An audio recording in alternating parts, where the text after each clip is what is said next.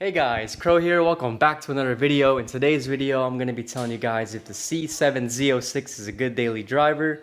I had the car for 3 years, put over 30,000 miles, so I feel like I can tell you what I like about the car, what I don't, and if it suits you. Let's jump right into it. So the first thing you guys will notice about this car is it does sit pretty low to the ground.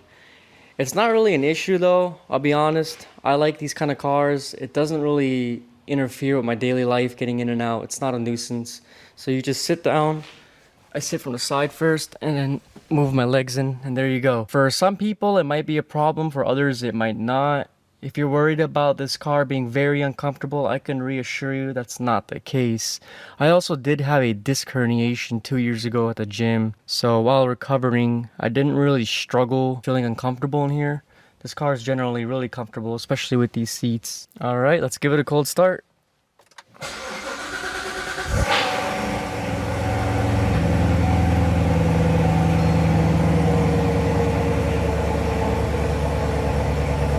Alright guys, we're headed to get some coffee right now. I do want to mention this car does come with CarPlay. It is wired CarPlay, not wireless. I have a 2016, so I have to plug in the lightning port cable to get the CarPlay to work. But honestly, it does not bother me. It's not a deal breaker. Ironically, I prefer wired CarPlay over wireless just because it charges your phone at the same time. So if you need CarPlay on a daily driver car, this is more than enough for you. Alright, POV Drive, let's go. So, let's talk about the Z06. I did a POV Drive on my first ever video, and I did a review on this car, but I just wanted to go ahead and touch bases on this car as a daily driver. I absolutely love it. I mean, for a two-seater sports car with these kind of looks, this kind of horsepower and torque, for under 100K, you can't really beat it. This car is just phenomenal, and it comes with an optional manual, which, by the way, I recommend you guys going for the manual only if you get this car. The car is very comfortable. It doesn't break your back. The suspension is good. It has magnetic ride, so I really like that. If you don't want the exhaust to be screaming at you, you just want a chill day, you can go ahead and with this knob on mode select, put it over to tourer mode. The exhaust will quiet down. It'll be a very comfortable ride then.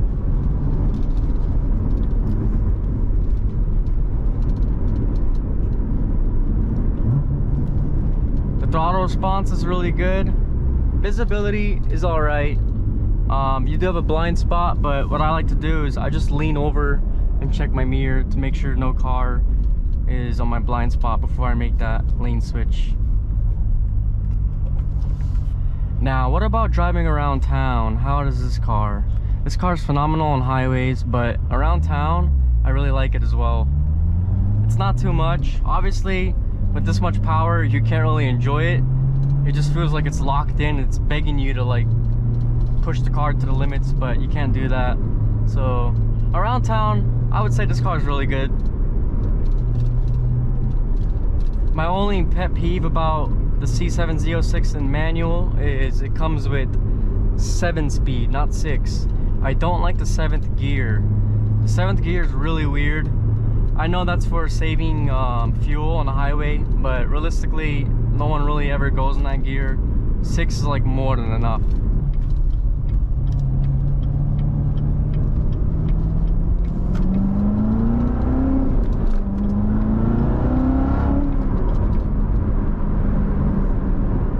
This car is incredibly fast. I mean, it's unbelievable, guys. The amount of torque and power on this Z06 is just crazy. If you buy this car, you will love it. I promise you that. You will love it. It's a great daily driver. I mean, don't let anyone tell you otherwise.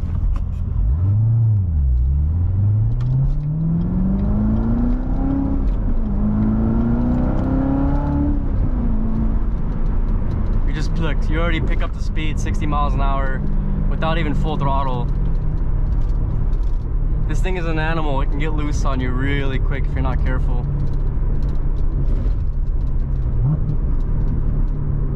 The auto blip rev match is amazing too. If you press it on the steering wheel right here where the paddles are, you can turn off the active rev match or turn it back on. And what that does is when you drop a gear, it'll rev match for you. So I'm on third. If I go to second, it did the rev match and it makes it sound really good.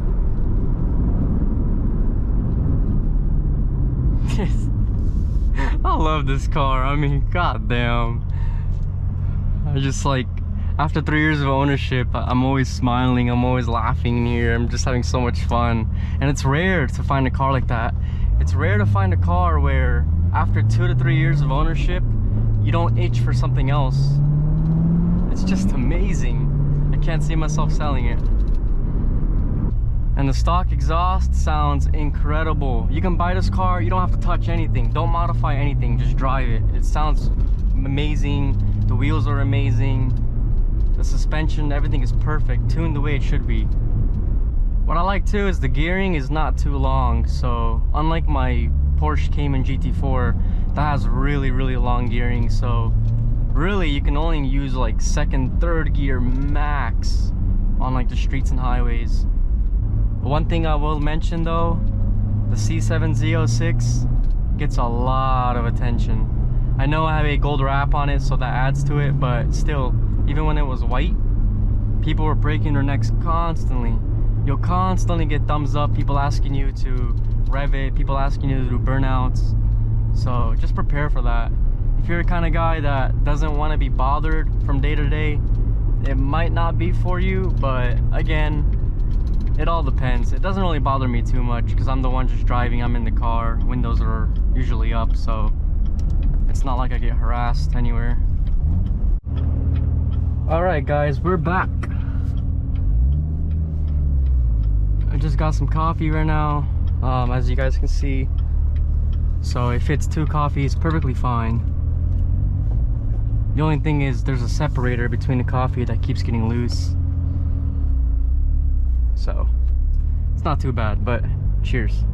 Another thing why this is a really good daily driver is you have front cameras if it's a 2LZ or higher package.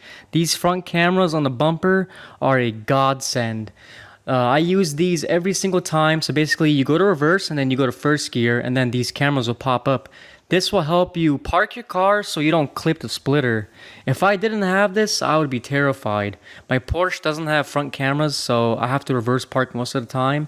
But this is a savior. Another amazing thing is the trunk size. Oh my god, you can fit tons of boxes of water, groceries, everything. When I go do my Costco runs, I have no issues. I fit a lot of things in here.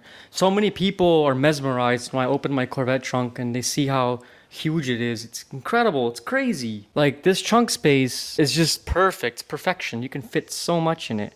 So you'll have no issues doing your daily runs of getting groceries, getting stuff for the house.